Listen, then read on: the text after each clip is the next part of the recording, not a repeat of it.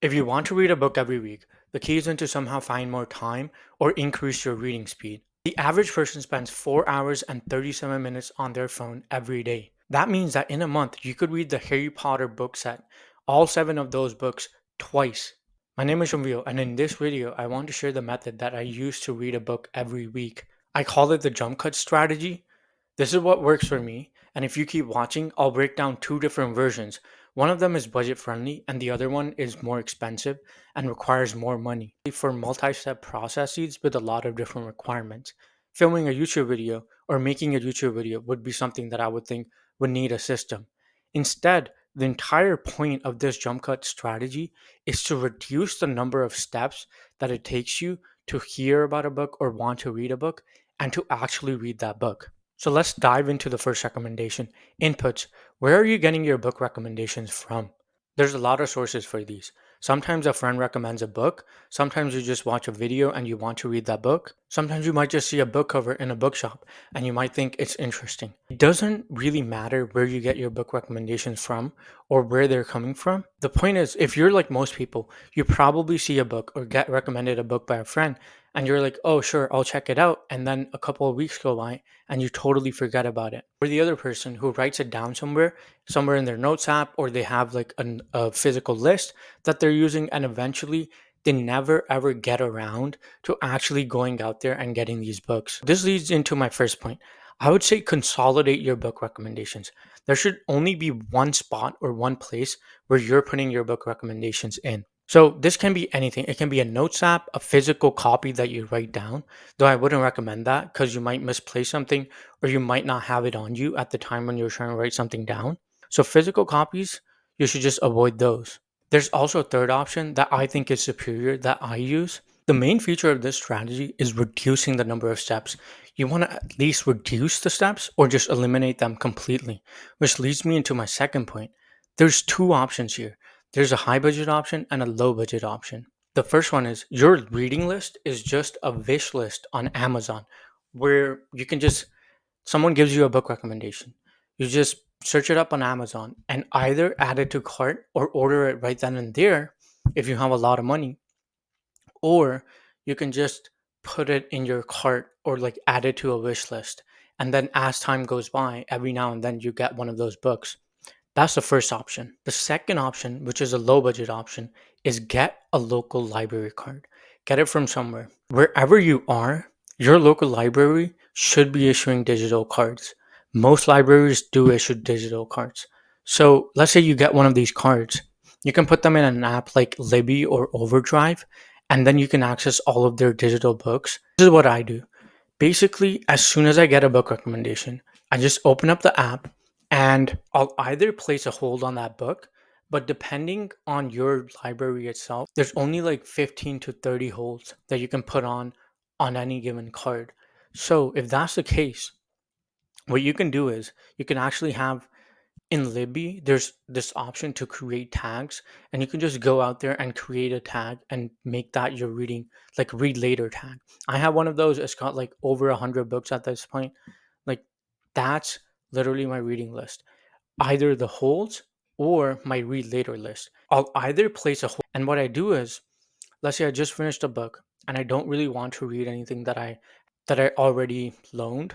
Instead, what I do is I just go into my list and I just sort it by available now. And that gives me all of the books that are available at that time. So I don't have to wait for the holds. For really, really popular books, this doesn't work. You do have to place holds. But for less popular books or books where it might just be like this book was super, super popular for a little bit and then it just drops off, for those books, you can get them pretty quickly. The biggest downside of this low budget option is basically just the hold times. For some of these books, the hold times are really, really long. But most of the time, if it says like a month or two, you'll probably get the book in like 2 weeks, 3 weeks, which is fine by me. And what I do is, let's say I just finished a book and I don't really want to read anything that I already loaned. Instead, what I do is I just go into my list and I just sort it by available now. And that gives me all of the books that are available at that time. So I don't have to wait for the holds. For really, really popular books, this doesn't work. You do have to place holds. But for less popular books or books or it might just be like this book was super, super popular for a little bit and then it just drops off. For those books, you can get them pretty quickly. The biggest downside of this low budget option is basically just the hold times. For some of these books, the hold times are really, really long. But most of the time, if it says like a month or two, you'll probably get the book in like 2 weeks, 3 weeks, which is fine by me. And what I do is, let's say I just finished a book and I don't really want to read anything that I already loaned. Instead, what I do is I just go into my list and I just sort it by available now. And that gives me all of the books that are available at that time. So I don't have to wait for the holds. For really, really popular books, this doesn't work. You do have to place holds. The third point that I would make is you don't have to finish every single book that you grab from start to finish. I know some people who will start a book and then they have to finish it. And then they just keep grinding and grinding when they're bored out of their mind. And they'll only read like half a paragraph each day because the book is just so boring, but they feel like they have to finish it. They can't move on to something else unless they finish it. The point is, if a book is bad, just drop it. If a book is getting boring, drop it. You can pick it up later. This is the case more so with nonfiction books. Honestly, some of these books, they just have a single point and they could have made that point in a blog post. Instead, they'll just drag that point along and just hammer you with example after example after example. Eat the Frog by Brian Tracy. That's a good example of something like this. That book could have been a blog post, it could have been an article, it could have been a YouTube video, and you would have been fine. You don't need to read a book to get his point. Another point that I will make here is, let's say you're someone who's 20 years old and you're going to live until you're like 85. So for like the next 60 years, and you're trying to ingrain this reading habit. If you read a book every week and you're super consistent with that, you're only going to get to somewhere around 3,380 books. 3,380 books. That's the max that you can read. And the older you are, the less books you can actually read and finish during your lifetime. So, with this limited number of books, you just have a limited number of slots that you can fill in with good books. So, why would you torture yourself with these bad books? Some people just write books for no reason at all. Like those books could have been shorter, those books didn't need to exist. Sometimes it's just someone selling a course and they thought a book would be a good idea. And now, especially with all this AI generated content, you don't need to go out there and read every single book. Like you need to be protective of the amount of time and the number of books that you can actually finish. Sometimes you grab a book, it's super super good. This happens with thrillers a lot, where I'll grab a thriller and I just have to finish it because I need to find out what happened. But with nonfiction books and even some other fiction books, it's fine. You can drop that book. Like, you don't owe it to anybody to finish that book. Leads me into my next point, which is a little counterintuitive, but I would say start lots of books. You don't have to finish them, but start lots and lots of books. Usually, I have like 20 or more reading books that I'm reading at a time. I'll have like 5 or 10 loans. I'll have like a couple of books beside my bed. I'll have a couple of books on my table and I'll just be jumping back and forth between all these different books. If you I'm a little extreme in this, and if you can't keep up with so many books that you're reading at the same time, that's okay. But I would say you should push the number of books that you're reading at a time even more. Let's say you're reading a really dense nonfiction book like The Wealth of Nations. You can pair that with something that's a little easier. You can pair that with a Dan Brown thriller, which is like a lot more fun to read. Or you can even pair that with Harry Potter or something, like a nice fiction book. And it's like you can just switch back and forth when you're bored of one book and go to the other one. This pairing method really, really works well.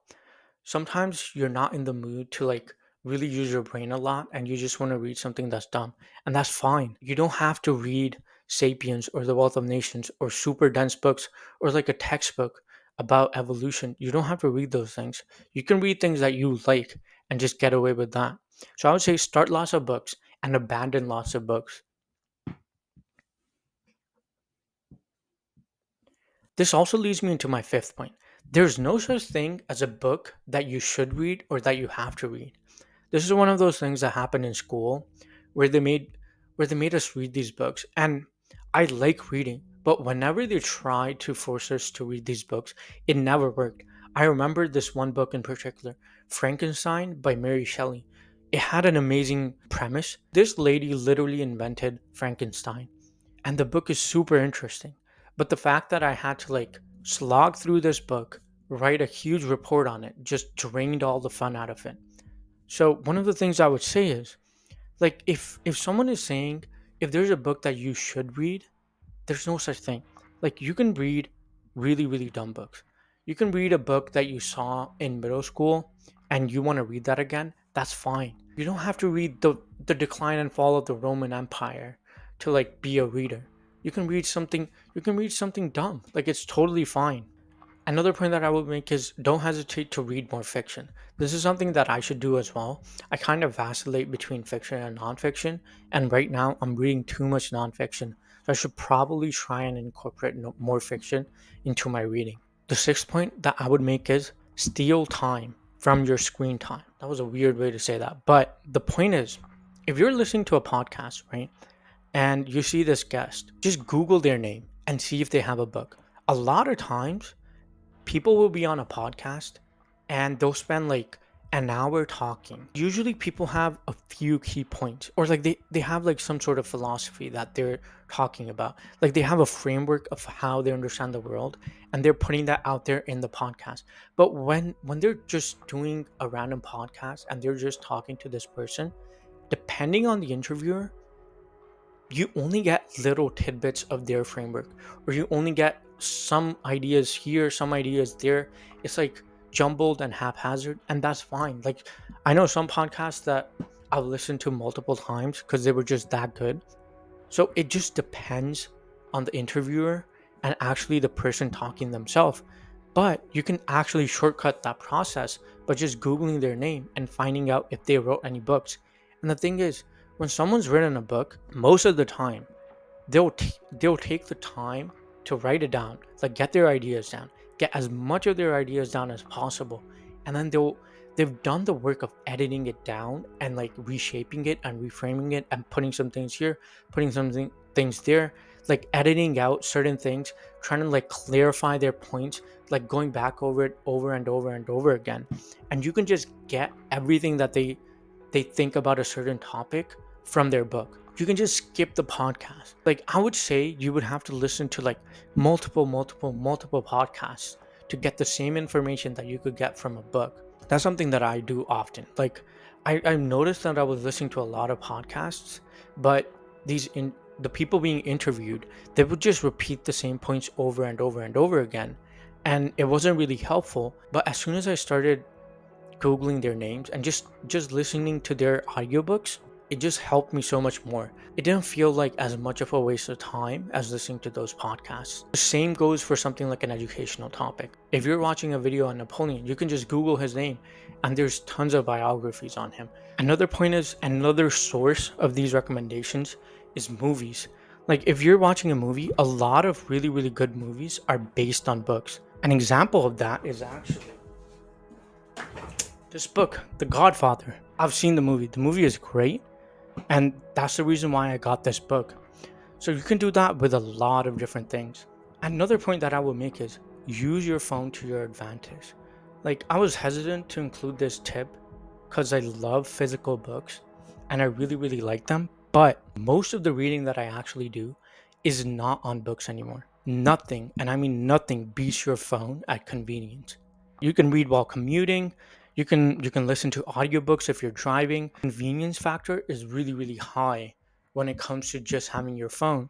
And another thing that I used to do is I would have like an implementation intention, and the idea was if I catch myself scrolling for too long, or like if I catch myself scrolling for more than 5 minutes, then I'll switch to my reading app and just read a sentence.